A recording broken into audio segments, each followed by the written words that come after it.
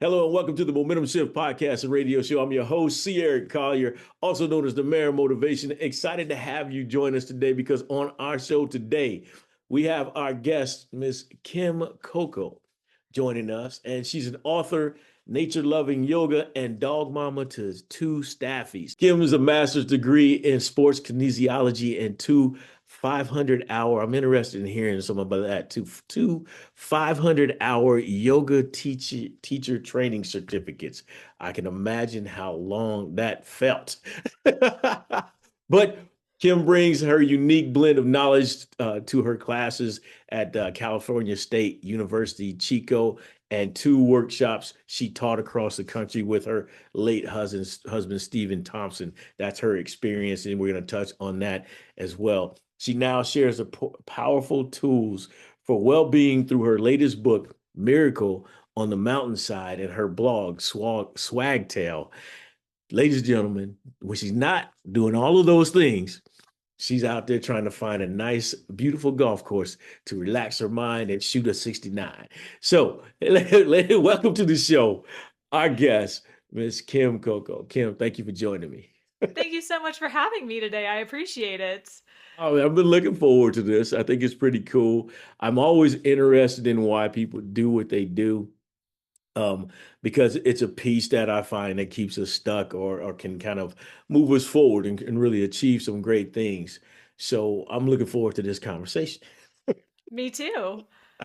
So one of my big questions is always, what does momentum shifting mean to you, and how has it really gotten you to where you are right now? I like the word momentum, and I like that you use that so frequently Yeah. because to me, many times people don't observe the momentum until it gets really big. And so the momentum really starts with these really small elements. And many times those are the unseen things, the seeds we've planted, how we're watering them with our attention and our energy and just our daily habits. Right. And many times it takes time to get to where the momentum does shift. Mm. And so I appreciate that there is this attention that goes into the process. And I think people don't have to be aware of momentum, it can sneak up on them. Right. But I also believe that we can deliberately put ourselves forward or in a place to build the momentum on purpose and for our own success. Yeah. And so I think that started for me back in college when I realized I was quite angry at the world, angry at my father passing away when I was 12 and having battled brain cancer for 3 years. Okay. And the techniques that I had been told would help me, certain elements of faith, certain elements of just moving my body and just being in my body. And yes, as an athlete, I was ready to do that. And I moved, but yet I didn't have the tools or wasn't given the tools to manage my emotions and Okay. understand the processing of maybe that bigger picture of the world. And so even though I studied sports kinesiology and had a master's degree and spent maybe 6 years doing all of that rigorous study on the body because I didn't want to get sick like my dad, but Yeah. yet now I realize I didn't want to live with the anger and frustration and bitterness either. Got you. Yeah. So that's Good. how I found yoga to start really taking that physical activity, this really strong, vigorous practice, and say, okay, but yes, we can really trigger that parasympathetic nervous system. We can calm your body down Right. enough so you can actually maybe look at what's going on a deeper level and Okay. maybe make some changes. And it invited me to do so in a really nice way. All right, I like it. Okay, that's going. It's going to be a good conversation. I'm loving it already. I like what you said though. Momentum can shift up on you or sneak up on you, and I think it's a great part because a lot of times when you feel like you don't know where to go or don't know what to do next, instinctively you just do what you think is the right thing to do, and that's where that momentum picks up. So I like how you put that. So, oh, I'm sorry. Go ahead. I didn't mean to cut you off. No, You're good. I just agree with you. I think there is that value of instinct and intuition because many times in life we have to respond in the moment. Yeah. And there's that strength in trusting that and also saying, okay, sometimes that momentum has gotten so big so fast that maybe I need some help or some other tools. Right. Yes. Yes. Exactly. You're like, oh my God, it's coming at me so fast. That's where that self-sabotage can come in, and you want to pull yourself back, right? So let me ask you this. So you're an athlete. So what sports did you play, or do you I grew play? up playing soccer, volleyball, and softball, Okay. All right. and You were eventually hitting and traveling, kicking stuff. kicking stuff, moving, fast paced. And then I burned out at Yeah. those back, even back then. Now I think it's even more specialized. But I was on travel teams and Yeah. gone so much of the year. Mhm. By junior and high school I was ready to do something else, so then I started surfing and doing skiing and yoga, and I think somehow that paved the way for me to find my place in the golfing world, because I Okay. think if you had asked my teenage self, what about golf? Yeah. I think my mom still doesn't even believe it's a sport. So it Right. is it is something where you can say, okay, this is now a totally different pace and Yes. nothing is moving except for Right. you in this stationary ball, and it gave me the coordination and maybe the mindset to approach something as challenging as golf. Yeah, and I like we went into golf because I played baseball, I played football, we wrestled, basketball, right? But let's look at it. We're talking about that ball that stands still now, right? How do you or what do you use or how did you come to the grips with I no longer need to beat the ball to the point because it's not going anywhere.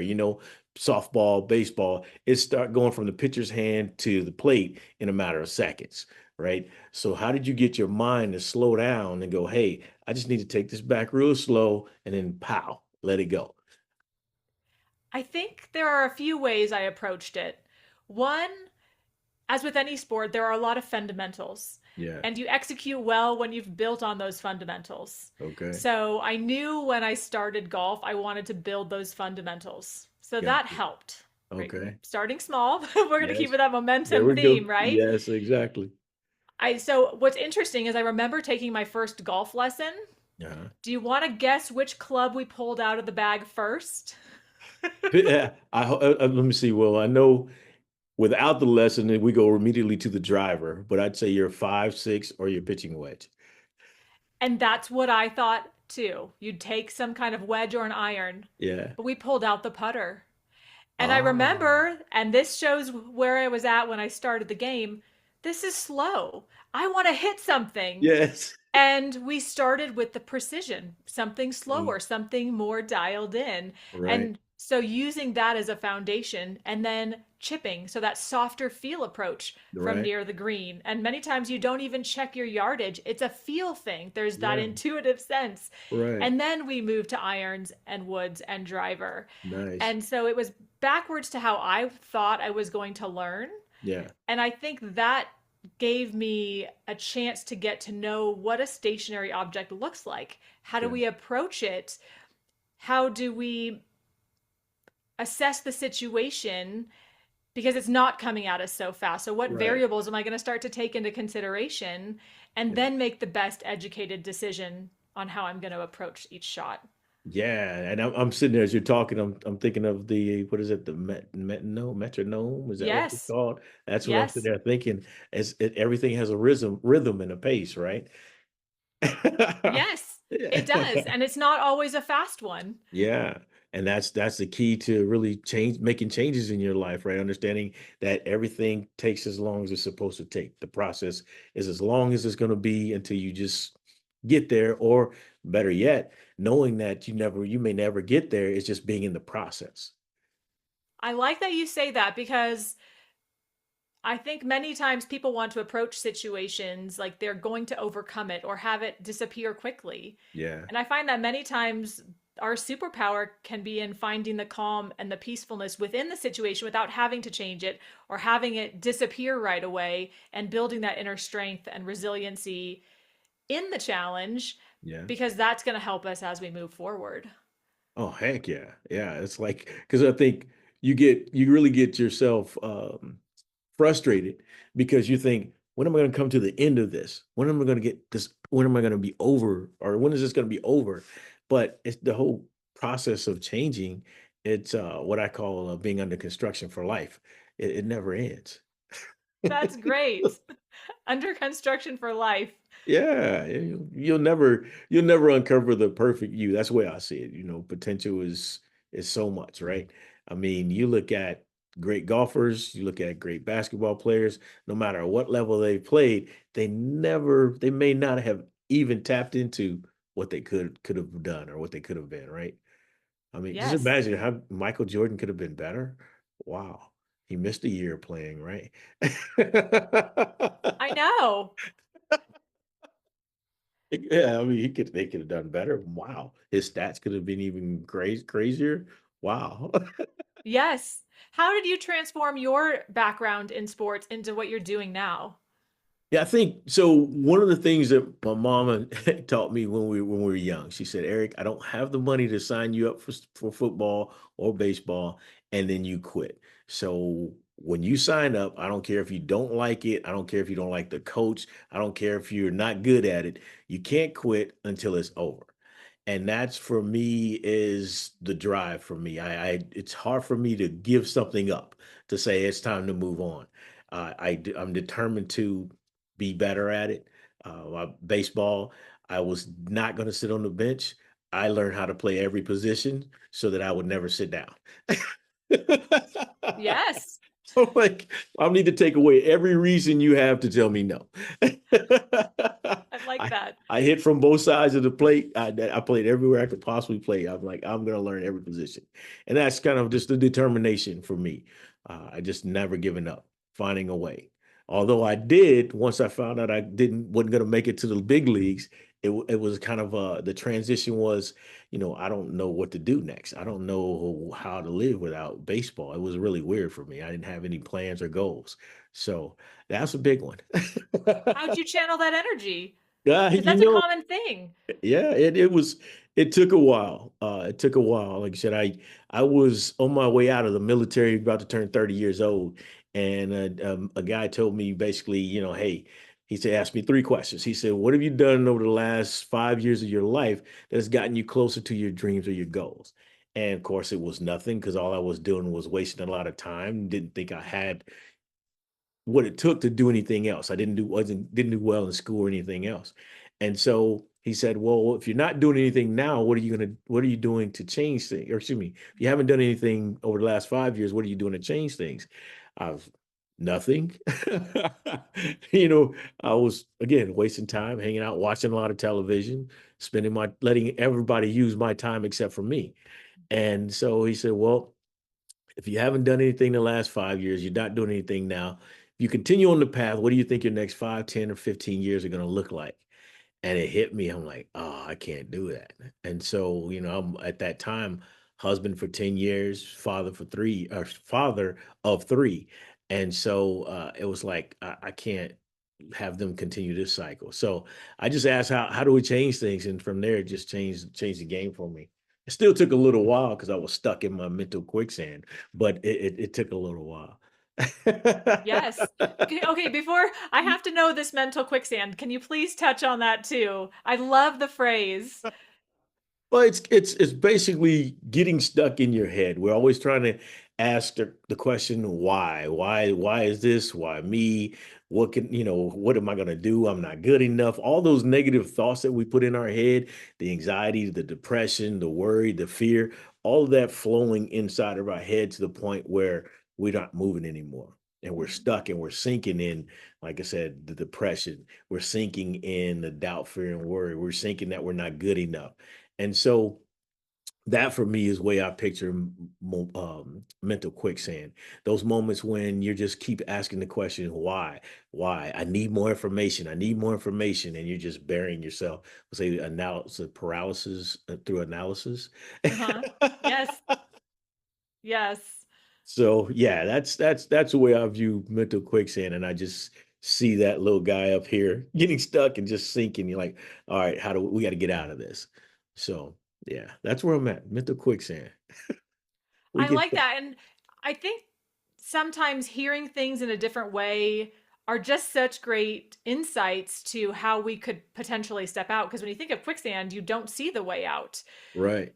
And I think what I really have appreciated about golf and yoga and a lot of the peak performance mental training I've done over the last 2 decades, it gives you the opportunity to pause Yeah. and step out and go, okay, I can look at myself third person and go, okay, that's not working. Right. But I think many times we are bombarded with so many distractions, or there's so much noise in our life, or we don't give ourselves permission to have space to look, or maybe we even don't want to look because it's uncomfortable. Yes. And that's totally valid too. But when we give ourselves that space to observe and go, okay, this isn't working, and then that seems like the first step to say, okay, what do I want to do different? How do I want to think differently? And then be open to the resources and people and ideas that could help us start that change process. Yeah, it's kind of like when you go back to golfing, and I hate to keep going back to golfing, but they say don't let the last hole beat you. This hole and the next hole and the next hole and the next hole, and we sometimes do Can that. I give you a story about that? Sure, go ahead. Because I didn't realize I was going to like golf as much as I did. Okay. Okay. And it took me to a place of being very detailed in a good way. Okay. And then it was a way for Steve and I to travel together and do something across the country as we meandered from Florida to California and back over many years. Right. And when he passed away, he had asked me before he left, what are you going to do with yourself when I'm gone? Because we had been working together and traveling together for almost 12 years, almost every Okay. day together. That's Wow. very unique in a marriage. I Yes. understand Yeah. that. And so he said, you're going to need structure. Yeah. And so I said, okay, I'm going to play 100 new golf courses. That's going to be my structure. I'm going to do it in honor. I wrote Miracle on the Mountainside Yeah. in the process, which is his memoir and his unique life experience, which I can go into at a different time. There's some great stories there. Yeah. And a way for me to meet new people and get out and enjoy the sport in a new way. And so one if I circle back to this idea of you can't let a bad hole get a hold of you. Yes. One of my best rounds, I shot a 78 up at Bandon Dunes. My Wow. first hole was a 7. I ended up being in the sand and I was just in this really messy area of the dunes. Yeah. And, your head could really start to go down a very dark, slippery hole Yes. quickly. Yes. And you think, oh, the round's over. It's hole one. They think I can't golf. I mean, as you Right. know, the mental quicksand, you can go down into this spiral of thoughts. And Yes. I was able to pull it back very quickly and stay on track and have a great time. That's And awesome. it's amazing how once you build those foundation of tools, you can start to make those shifts a lot quicker, which I think is a benefit. Yeah, I love it. Yes, definitely. Congrats. Way to pull it Thank out. you. So let's talk a little bit about this transition. And I thought I when I saw that piece when you're talking about how you and your husband were traveling around and you guys were working together. And so yeah, just to give a quick background, his mind, body, and soul, right, is more of what he was. Talk to me a little bit about that, how you guys joined that together to really create some great workshops. Yes, that's a great question. So, when Steve was my age, he went over a cliff. He was in a motorcycle accident. He went over a cliff and had a miracle rescue. All right. But in the process, broke bones in over 100 places, had 28 reconstructive surgeries, Wow. 3 years in a hospital bed, and 3 more to learn how to walk. Wow. So, you talk about the invitation Battling to through. be out of life as you knew it Yes. and to say, okay, what am I going to do next? So the mind, because he was getting better and then he'd have setbacks and he'd get a little better, but he'd have a lot of setbacks. And he Right. felt oftentimes like a victim. I need other people to help fix me. Gotcha. I need these nurses, these doctors, these surgeons to help fix me. And it wasn't until he took responsibility for his own healing to be Yeah. part of the process to start to mentally build some stamina and a new belief structure that says, yeah, I can get well. Yes, I want to live again. And yes, my life's going to look different, but Yeah. I'm ready to step into that. And so once he made those changes, it still took time because the body had to heal. Yes.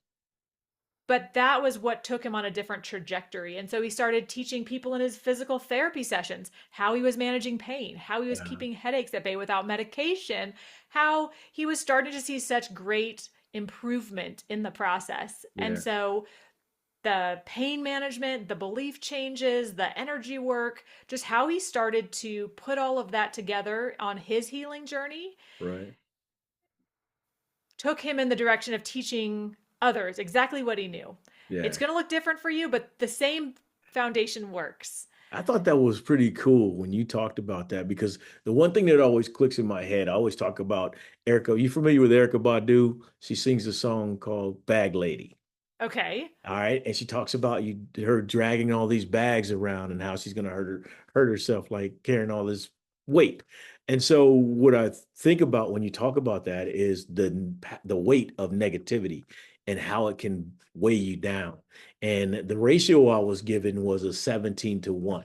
For every negative thought, you need to replace it with 17 positive because it'll weigh you down. And so I love that you talk about how he did that with his mind shifting the way he viewed things and how he talked about himself. So I love that piece.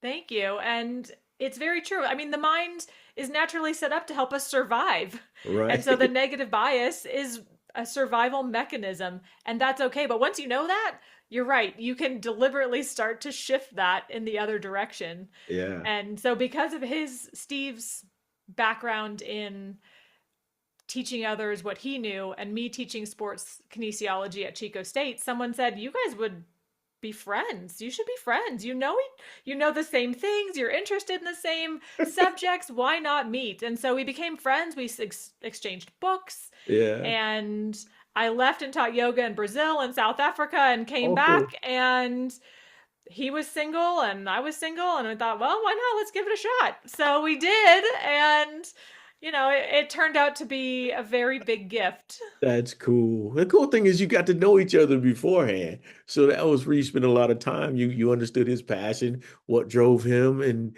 that's attractive stuff right there. I love it. That Yes, plays a and big part. yes, it does.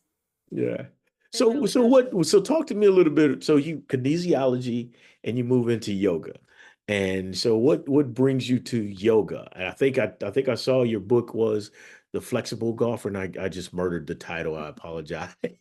The flexible golfer. Okay, the flexible Yes. golfer. All right. Yes. It's I think one of the most common goals I hear from golfers is I want to hit it further. Right. Yeah, Yes. that's back to us being strong and fast. I want to hit We my want seven that. iron 300 yards like these guys. Yeah. Yes. And I think we have to step back and say, well, what are the mechanics that are going to make that possible? There are Okay. a lot of variables, but one of them is the swing position, right? How are you going to get your body in position to turn Right. and actually get that swing path in the right line so Yeah. that you can generate the momentum and the power to get the ball where you want it to go? Gotcha. And I think a lot of people want to start at that end result, but you have to back it up and say, well, is my body ready for something like that? Maybe, Right. maybe not. Maybe you might never be capable of something like that, but we can look at your body mechanics and set you up so that you have greater coordination, you have more strength and mobility. So you have that flexibility with control. Yeah. And then we're going to give you that best opportunity to keep playing and play without injury, or if you get injured, recover from injury. And Right. then again, there's that mindset element. It's not just the body in motion, it's how am I approaching the ball? What's that inner dialogue like as I step up to the ball? Right. And is it helping me or hurting me? Yeah. And I think golfers are known for their self-depreciation, whether that's humorous or very serious. Yeah. There's value in how we're communicating on the golf course that Yeah. also affects performance. So it's not just the body, which people think flexible body first, Yeah. but it's also that mindset. Are you preparing? And we live life so much more off the golf course than on it. Are those habits in your everyday life going to help your game or Got detract you. from your success? Right. Do you only stretch out before the round? Is Yeah. that the only time? Yeah. But I like so you have to excuse me. I told you the squirrels they start running around and my mind is going everywhere. But if you think about it, that self-assessment is the piece that we need to get that momentum started, right? We need to sit back and look at how we're operating. I call it looking at game film.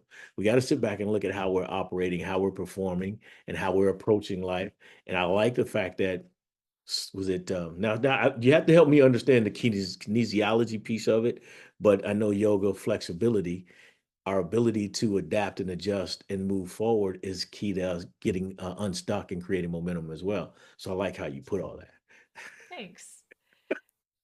What do you want to know about kinesiology? Yeah, how do the two of them come? 'Cause I have in my head, I see yoga and kinesiology have some pieces together, but I'm not sure.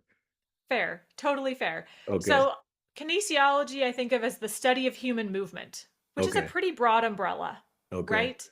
And then if you take yoga, there are generally 8 limbs of this path to finding your best self. okay. And it's living in your most authentic self, the All best right, version of you. I think that would be, they might use the term enlightenment, but right, let's say that's you as the best version of yourself in this moment as we evolve. Because as oh, you talked about, we're constantly changing and there's, I believe, endless room for growth and expansion improvement. right. Yes. So if you take this idea of there's this yoga pathway, the human movement element is probably only a few breathing and physical postures, the things you see Okay. in pictures or banners of people doing their foot behind the head or Right. something wild, right? Standing on their Yes. hands. Right.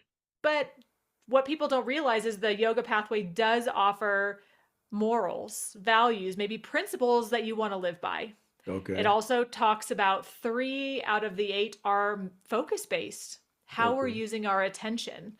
And that, again, is the doorway to say, what's going on? Can I step back and be the observer and maybe not be critical right away, but just understand what's going on and then make some changes and then build that focus so we have less cognitive drag. We're not bogged down by those distractions. The bag lady example is perfect. It's Yeah. not going to weigh us down. We can actually become lighter as we're traveling through life. And so that's maybe in our body and our physical health, but Yeah. it's also that mental well-being, that emotional well-being as well. Wow. Wow. That's a lot. I never even thought of yoga like that. I just thought it was just meditating and stretching. Yes, which can I Yeah. tell you this too? I just want to throw this in there because you appreciate that power of being an observer. Yes. One of the first things that happened as I was finishing my degree and transitioning into this yoga world, I did a 10-day silent meditation retreat. Can you imagine being silent for 10 days? Wow. Wow. Yeah, for me, my mom used to make me do it for 5 minutes. That was a tough time. That's 10 days. So I read the book by Jay Shetty, Think Like a Monk, and he talked about that. I'm like, 10 days? Wow. I mean, he was there for 6 months, but 10 days is wow. How did that go for you? How did you break and then you had to do like you say something, you had to do like 10 push-ups or something? Did you? That would be easier. That would be a great punishment. I would have taken that any day. Believe it or not, by day 3, I asked to speak to the teacher and I begged to be released. Can I please leave? Not that I was being held hostage in any way, shape, or form, but I just Yeah. said, this isn't for me. I can't do this. Uh-huh. Because you talked about squirrels. There's so much going on in our heads. And especially if there's an emotional tie to it that's full of angst or uncertainty or fear, Right. which I was full of at the time. What am I going to do with my life? Why is Yeah. this happening the way it is? The quicksand, the squirrels, all the things. And you had to sit with it Yeah. and be Wow. okay with it and go, okay, but I'm more than this. This doesn't define me. And actually, by the end, I thought, this is pretty dang great. It's so Wow. spacious in here. So now was this post Steven? This is before I met Steve, Before you actually. met, okay, all right. Wow. Yes. Yeah, I mean that's a lot. Yeah, like I said, just sitting there. So basically the purpose of it was to, like you said, just get you out of your head and to show that you can control. I always say there's always the debate. I can't control my thoughts, I can't control my thoughts, but at least identify where your thoughts are going. Yes. And if you think about it, do you ever change the scenery to get a different perspective? So the vision of like what I want things to look like. Or Is even that do you what you're physically leave the room or leave your house or go out in Mm. nature? Yes, yes, yes. Yeah, so I think that's another way we do that more practically Yeah. and with a little less drama, perhaps, to say, Right. okay, let's figure it out. Let's give myself the perspective that I can look at this differently and maybe see an answer or hear a solution that I couldn't when I was in the thick of it. Yeah. Yeah. So like what is it the saying is you can't see what's going on in the picture because you're too close or something like that. You had to step out. I like it. Yeah. Yeah, you don't So have to be extreme. I don't think you yeah, have to be extreme. I mean, we right. have so much research now that talks about the benefits of going out and just being in nature. Yeah. Going out for that walk and just clearing your mind, right? Yeah. Yeah. Yeah, that's and even as frustrating as golf or working out or whatever it is, it clears your mind out. I think some of the uh great things like you go and work out and you might not even want to be there, but you get a great workout. But some of the thoughts that go through your head, the ideas, you're like, oh, I gotta get that down. Make sure I write that down. You get some things going. So getting the blood flow and the mind going is big. Yes, they're completely connected. Yeah, And if you can move the body in a way that benefits the mind, I think that's great. And sometimes you can't move the body. So then there are ways you want to start learning to maybe navigate the mental landscape a little differently because we're going to have both options. Then you can come yeah. at it from any angle and feel like you're going to have a little more autonomy. Right. So do you ever find yourself like getting, say, I guess maybe the question will be, how would I know I'm just spending too much time doing that and not taking enough action? I That's a don't know. great question. Is it okay? Good. That's Do you want to I was going to ask you, can you maybe give me an example because I have a couple different thoughts running in um, my head, but I want to address where you're going with all it. right. So I guess I would be kind of like I sit down and I'm just getting caught up and just kind of trying to relax my mind and thinking about what I want things to be. Um, and that's what I do. I write things down. I say I'm always getting ready. I'm always getting ready. I guess that, yeah, I'm always getting ready. I'm never taking a look at you coaching me. Look at that. I love this. No, keep going. I like where you're going with this. But I'm always getting ready. And then I guess I realize I'm always getting ready. Now it's time to take some action and do some things. Um, Sometimes people are always getting ready and they never take action. But I like this stuff. This is like my first coaching session.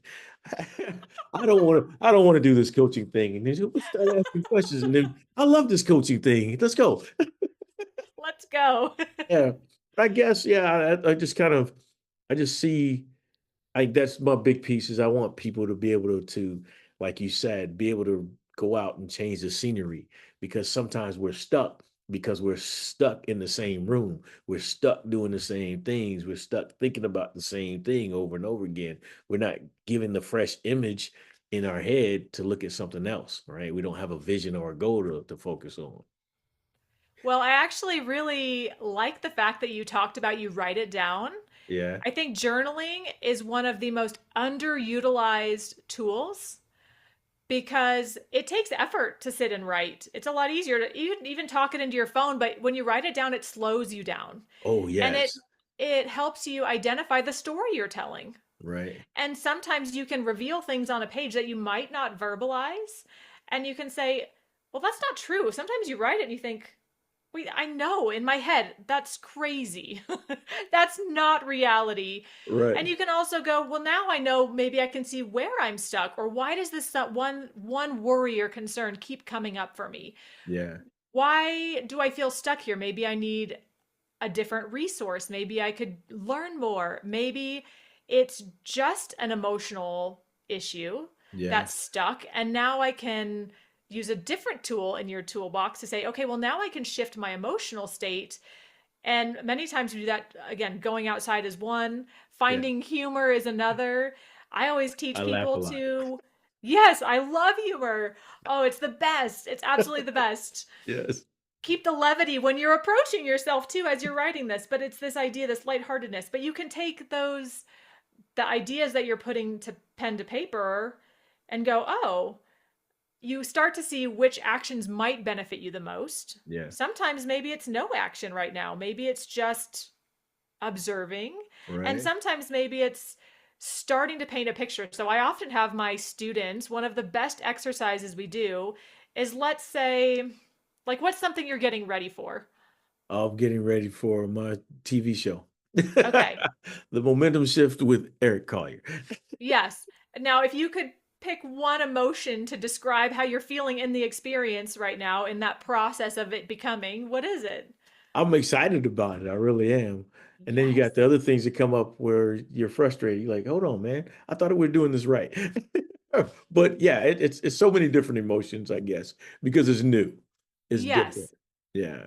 So So it, if you, let's say you wrote that down, you have two there, which is great.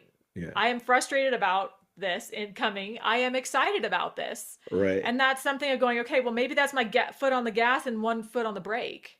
Mm. Yeah. And so then you, once you kind of have that observation, you can say, okay, well, I often have my students write down that the phrase, let's say it's frustrated because maybe there's a delay or I mean, I think in learning, sometimes it's like taking in information from a fire hose and learning something new, just like working out or Right. starting a new sport. It is taxing to your system. You're having to, the energetic load to learn is high.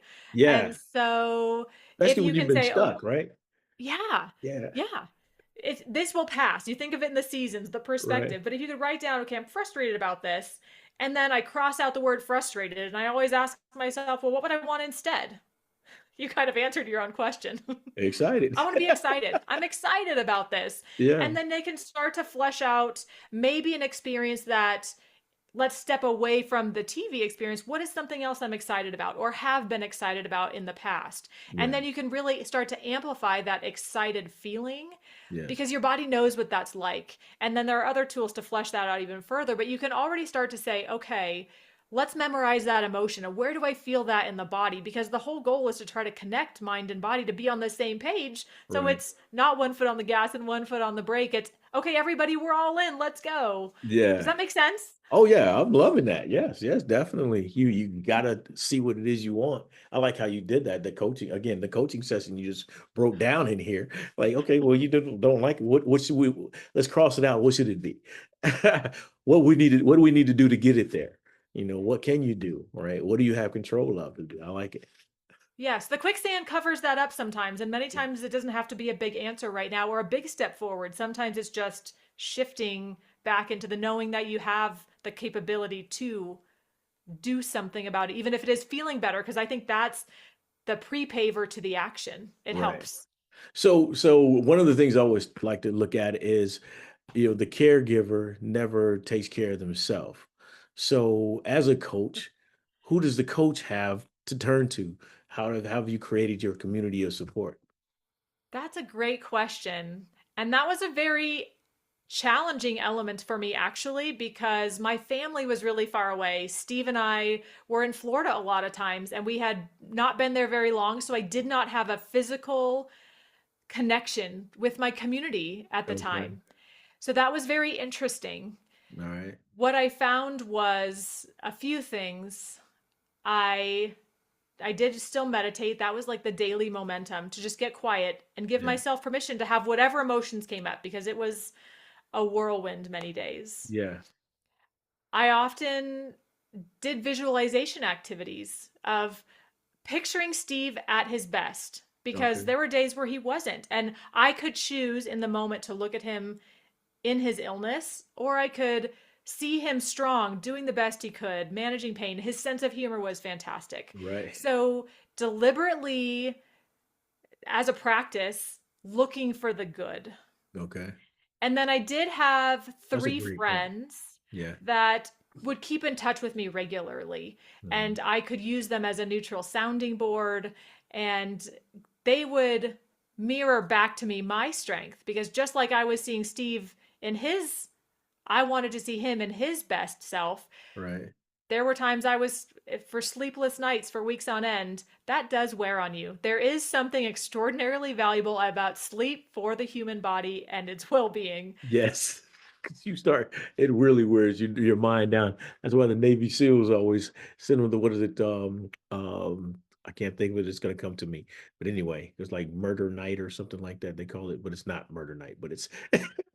It's I'm attached sorry. to your system. Yeah, exactly. Yeah. Yes. Hell Week. Hell Week. There we go.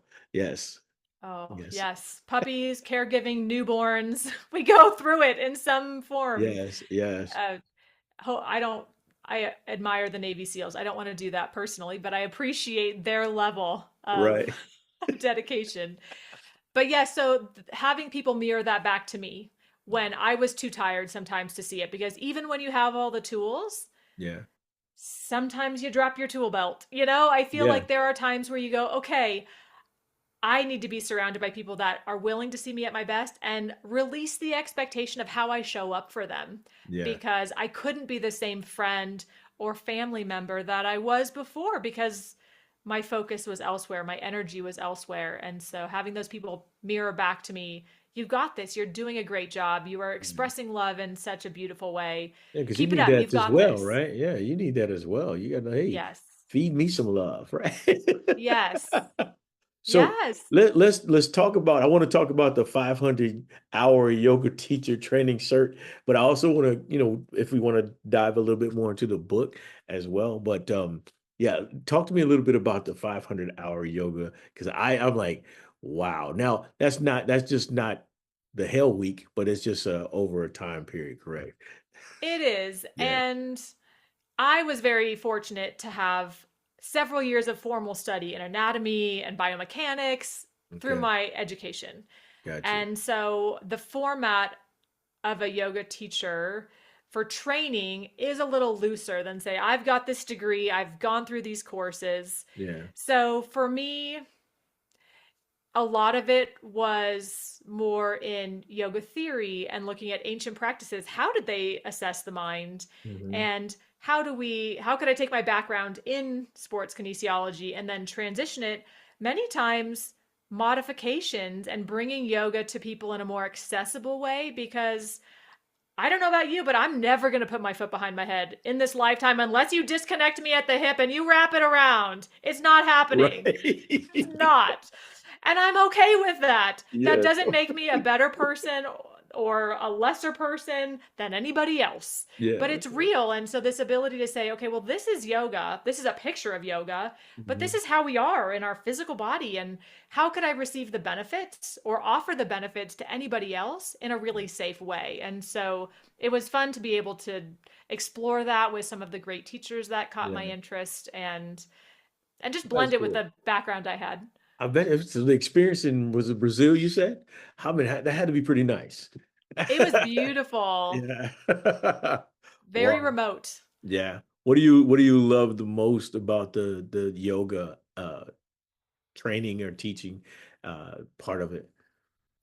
I think what I like about the teaching as well as the practice Mhm. is it reminds you that you have the tools within you. If you Ah, get quiet, you can have the answers. I'm wow. not here to say, I've got the way, I've got the blueprint, but I'm just going to open the door. I'm going to hold the space and we're going to walk you through so that Yeah. you not only bring your body in balance, your parasympathetic nervous system, you can calm down that stress and Yeah. increase that sense of rest and clarity and help you what rest and digest is the phrase, right? But when we're stressed, we don't have the space to hear the answers. So if Right. you can get the body, get that energy out, right? You talked about the importance of moving to help in that. Yes. And then if you help the body calm down, then it creates space for the mind to open up and hear some ideas. Yeah. And so it's really fun to let people walk them through, say, a sequence Okay. and help them move the body, but really get them more in touch with themselves. Yeah. It's not about saying, here, I've got this great plan. I'm just facilitating this experience so that you can shine brighter. You can hear more, feel more, be the best you. And it's just a kind of a vehicle for that. Yeah, I think that's a big I think being the best you is hard for people to understand that that version is out there somewhere. Mhm. And I know, like I said, we talked about it earlier. You may never see the 100% best version of you, but you can see a better version of you than you are today than what you were yesterday. I think that's a very important piece. I love Um, that. And 1% better is kind of my motto. If you just get yeah, 1% better, that's all far right. more manageable Yeah. than changing your whole life. Yeah, exactly. You got to eat an elephant. I don't know why we would eat an elephant. I've never gotten that hungry yet, but they say you got to eat an elephant one bite at a time, right? But you know, Yes. so let's talk a little bit about we touched on the book. Let's talk a little bit about your book and what it was designed for to help the reader, or was it more just to help you tell Steve's story? That's twofold, actually, because I think in writing the story, it was a way for me to heal. It Okay. was a way for me to honor the incredible life he had. Yeah. And it's all short stories. Like I said, it's he went over a cliff. It starts out with you're riding up the mountains with him, and then you go over the cliff and you feel what that's like. Oh, And yeah. then the ability Having to go fallen on a back and look at, motorcycle several times, I understand. oh, yes, he said, I haven't met somebody that's not been injured as a motorcycle rider. It's Yeah, just part of the deal. exactly. Many times. Yes. So it was very, it was healing to write the story because I could honor his life and simultaneously be reminded of the lessons he learned that are universal for us all. Okay. Like he was abused as a child by his dad. Hmm. And there's a beautiful story of how there was a forgiveness later on when he was an adult. I think Steve was in his 30s when they finally had this reconnection and his dad finally apologized, Oh, and how wow. beautiful that was. Yeah. Or Let go of some bags there. huge, Yeah. amazing. And they had a beautiful several decades of a relationship after Yeah. that. And this idea of, okay, what does it take to heal? There are several stories of maybe he was in a doctor's office. There was one with Dr. Smith, and the experience of transforming from I'm just not here as a victim and a patient. I could be your teacher too. So this Oh, ability to ask questions and step in. I don't nice. want to reveal too much of the Yeah, stories, but yeah, yeah, yeah. even the idea where it ends in him writing his last letter before he wrote a last letter to friends and family, Uh, but being able to say I'm able to go in peace because of X, Y, and Z. yeah, I've lived a full life. I've made goals. I've moved in the direction of them. I've realized that I have power in my life to create my reality, and that maybe I didn't need to go over a motorcycle cliff to realize that there is amazing power within me and that I don't have to look for something outside of myself to make me whole. I yeah. can be part of that process of recognizing my greatness. And so I like it.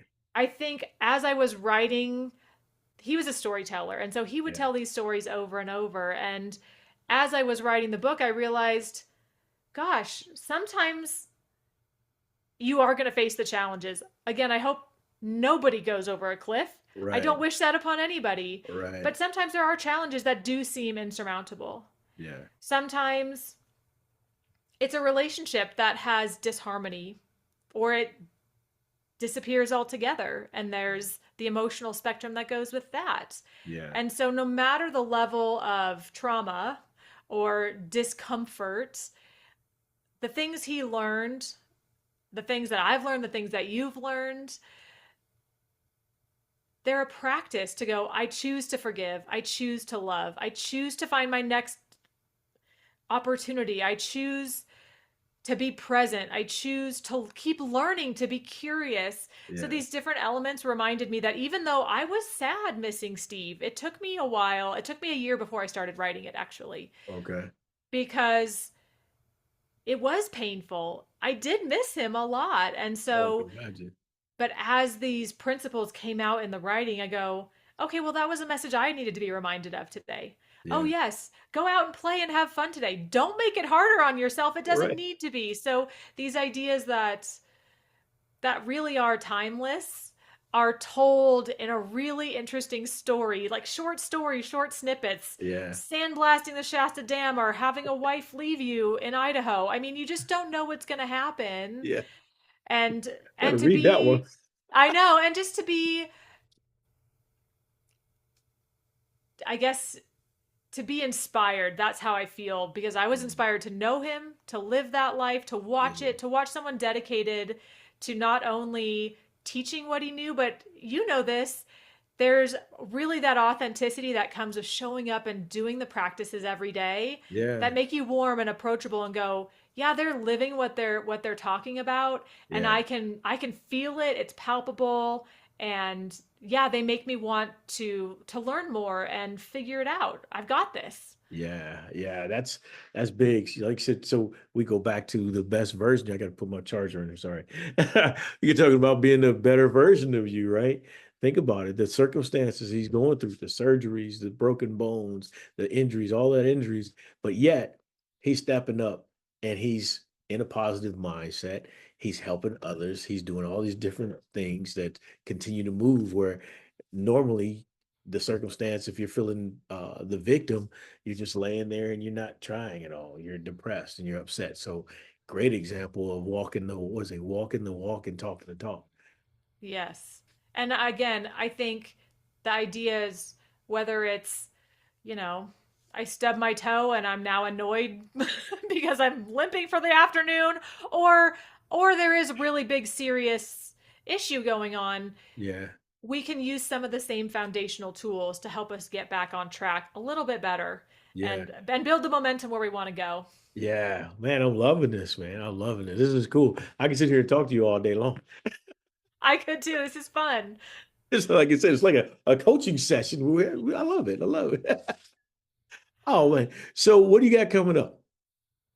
I have a focused golfer program coming up. So Okay. I'm taking a lot of the tools that I learned since I took time out of the game All right. and teaching female golfers how to develop that really dedicated and confident mindset in a male dominated sport. I can't tell you how many times I'm the only girl on the tee box, and it doesn't bother me. It's going to be fun. It's going to be a great day. Between That that and I'm also writing a book about my golf adventure, so that's going to okay. be up and coming. Oh wow, cool. I love it. That's gonna be pretty neat. I think that's cool. That'd be pretty cool. So they kind of do you tie the yoga and everything into it, or it's a different angle?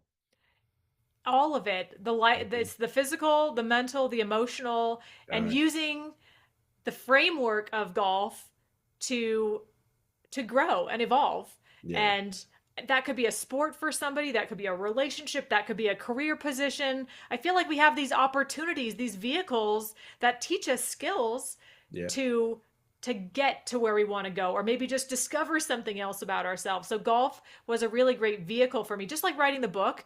Yeah. Writing the book was a vehicle to teach me some things about myself and about life. Golf did the same thing. Yeah. You talk about writing a book, and I just remember what I read. Your father was a writer, or your Yes. father inspired you to write, right? So how long did it take to kick in this writing piece of your life before you know what I mean? Because if he inspired you, was that something you did as a kid, and then you just kind of carried over, or is it like, well, I want to do it, and then I got caught up with all this other stuff, and 30, 20 years later? Yeah. I I don't think know how old you are. I'm just I throwing it out think on my I behalf. was I'm not going to answer that question. You could Google it probably. But I think I just wrote as a way to process my life Okay. from the time I was probably in junior high. And I think I Okay. have lots of journals that would still be in my garage somewhere Wow. where it was a way for me to just figure things out. I didn't share with a lot of people. Sometimes I would write and send it to people, but many times it was just a way to process. Okay. And then, believe it or not, when I met Steve, and we were a couple years into our relationship, and he goes, "I'm writing this book. I'm Yeah. writing this book." And I thought, I see you every day for hours on end. When are you writing this book? It's here, right here. It's exactly right. And so he said, "Well, I've been thinking about writing this book." And so that was really my first opportunity to say, okay, yeah, I've written papers, I wrote my thesis. I can write formally and informally, but that book, It Just Makes Sense, which was our common sense principles for communication and stress Uh, management, was really his brainchild. okay. And I said, okay, well, I'll take what I know with the sports psychology, kinesiology idea. And he took it from his years of working with people in the Nice. community. And so we put that together as Mhm. the first book. So it wasn't until I was in my late 20s that I Okay. actually sought out a publisher and went that route. Nice. So okay, now I'm just gonna go here now. I gotta ask. So because you've written for years, do you teach people how to write their own book? I mean, you've gotten what, four back there? Do you It's a great teach people how to question. write? Maybe that will happen someday. Yeah. I like I like You've got seeing the who patience. shows up. Pardon? I said you've got the patience. A lot of you I think you would very much understand this. It's a mental game half the time. Yeah. The ideas are there, Yeah. and many times people step in their own way. I started a book. Oh, I tucked it away. I did this. Yeah. And then it's not really so much the writing element as how Right. we're approaching ourselves as a writer. Yeah, exactly. I'm not always, that's some piece I always tell people. I would, you sometimes say you want something, but because it doesn't come in the package that you've envisioned it, you say no to it. So I wanted to speak, I wanted to work with Les Brown, all these different things. But speaking, writing a book is going to be some facilitating, all right, some presenting. And I would also often get a job offer where it will require me to teach, to write, to speak. And I'm like, no, that's not me. That's not me. But here I am wanting to be a motivational speaker. Hello. You are present tense Yes. and Like crushing it. it was crazy, right? Like I was saying no, and it was, you had to go through some things before the light went off, and I go, yeah, I'll take the job, and I took a job teaching, and then I realized this is setting me up for success right here. It's giving me all the training and everything I need to really get in front of a crowd and work on writing and everything else. So, yeah. And please share the book that you're writing or that's Okay. coming out because I think that's fantastic if you want to. Yeah, no problem. It's called Unstoppable You. Rise up, rebuild, and become limitless. What I always say, never say no to your greatness again. So that's the whole focus. There's a lot. Now we're still in the beta stage of it. I gotten it to that point where it's out and it's being reviewed, but I'm so excited about it. I was just hyped up the other day because it hit me. Finally, because I was like, yeah, I'm writing this book. I'm writing my book. I'm going to write my book. I'm going to write this book. And finally, here we are. 2 years later, we finally got the book. Congratulations. That it really is a huge accomplishment. Thank you much. I appreciate that. So, is there anything you want to share with the audience before you go, or you want to leave them with an interesting piece that we may not have covered today? I think that I like to say that we really do have the tools within us to shift how we feel, to shift how we think. And it's often so much smaller than we think. The actions, the ideas, it's within us. And if we take a little bit of space, take a moment to pause, maybe just stand in the grocery store line without having your phone out, Mm, or maybe take an extra pause before you take your keys out of your car and or turn off the ignition and go in your house. Maybe it's just like minuscule pauses to check in to know that okay, what do I need? How can I show up? How can I be my best self in this moment? It doesn't have to be some big grandiose picture. We have the resources within us, we have the capability within us, and it's sometimes just giving ourselves the permission to hear and say, yeah, I know it. I'm going to pay attention. I'm going to do it, whatever that is in the moment. yeah. And and then we get to show up and have more harmony in our relationships and maybe that new inspiration that comes to mind or it goes from an idea of a book into a book, but there's that timeline sequence. So give ourselves the grace to let the time go by and focus on what matters. We've got this. Yeah, I You're, love it. everybody here has got this. I love it. We've got this. You are so right. And you got to tell yourself that every day. I got this. I love it. So, because you're a yogi, I have to ask this question because in my head, all yogis are just listening to the Zen moment there. So you're listening to the radio. What's your song? What's your go-to motivating, hyped up, hype me up song? Damn, it feels good to be me by Andy Grammer. Okay, all right. I'm gonna have to check him out. Yes, I can't believe I just tried to sing that. So I don't mind speaking. I'm not going to qualify myself in any way, shape, or form as a vocalist, but there is something to be said about if I took that back, Yeah. you know, we're unique and beautiful people. I got to own that. I got to start here. Exactly. Damn, Yeah. it feels good to be me. And sorry if you have to bleep that out twice, you know? No, you're good, man. You're good. Okay. I love it. I love it. You Yeah, gotta tell you gotta be your own hype man, and that's how you do it right there. I love that. that's a great question. Well, thank you very much, Kim, for joining me. I really and truly enjoyed it. You truly are a momentum shifter, and thank you for all you're doing. Well, thank you for having me. Thank you to your listeners. Thank you for being here. And thank you for your service to our country. That's always, I didn't say that earlier, but I always Yes, want to thank sir. you for that. Thank you, And sir. keep up the great work. I'm so excited to see where your projects take you and how this momentum keeps building for you. I'll keep you posted. I forgot. Excellent. I'm going to put it in the description, but where can they reach you? How can they connect with you? My website, you can find me at swagtail.com or The Focused Golfer. All right. Swag. How do we get Swagtail? My dog's furry and feisty, and Ah, she walks with swagger. ah. So, we got to do it. We got to do it too. Swagtail.com. I love it. Or flexible golfer. And yeah, flexible golfer, focused golfer, All both will right. get you to me. All right. Awesome. Cool. Well, again, thank you for joining me, Kim. You truly are a momentum shifter. And ladies and gentlemen, that's it for the Momentum Shift podcast and radio show. Thank you for joining us. Until next week, just keep pushing because nobody's going to do it for you. Take care.